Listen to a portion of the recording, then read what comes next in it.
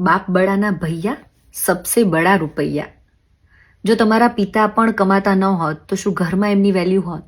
તમારો ભાઈ કે બેન જે પણ ઘરમાં કમાઈને લાવતા હશે, તમે જોજો, માર્ક કરજો કે એમની વધારે વેલ્યુ હશે ઘરમાં, એમની ચોઇસીસનું ધ્યાન રખાતું હશે.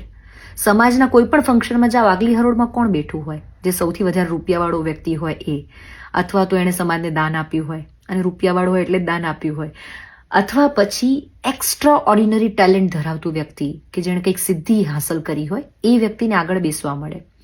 અરે તમારા દોસ્તારો પણ તમારા ખિસ્સા ખાલી હશે ને તો તમારી બાજુમાં નહીં ટકે. તમારી ગર્લફ્રેન્ડ પણ તમારા જીવનમાં ત્યારે જ ટકશે જ્યારે તમે એની પાછળ 5 પૈસા વાપરી શકતા હશો. તમે સમાજમાં ત્યારે જ એક્ઝિસ્ટ કરો છો જ્યારે તમારા ખિસ્સા ભરેલા છે. એ નરી વાસ્તવિકતા છે, કડવી વાસ્તવિકતા છે. ગરીબ ઘરમાં છે ને કોઈ બાપ પણ પોતાની દીકરી નથી આપતો હોતો. જો દોસ્ત, પ્રેમના રોટલા નથી ઘડાતા.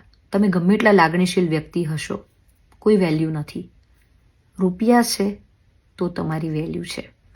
જો સમાજમાં કંઈક માન જોઈએ છે, ક્યાંક સ્ટેન્ડ કરવું છે, તો રૂપિયા કમાવા પડશે, જરૂરી છે. ઘરમાં પણ માન જોઈએ છીએ તો રૂપિયા કમાવા પડશે.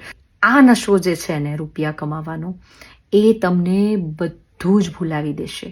તો નશો રાખવો હોય તો રૂપિયા કમાવાનો રાખો. અને હા, રૂપિયા આવી ગયા પછી પણ આ નશો બહુ માથે ચડીને બોલતો હોય છે, તો ત્યારે થોડું ધ્યાન રાખવું.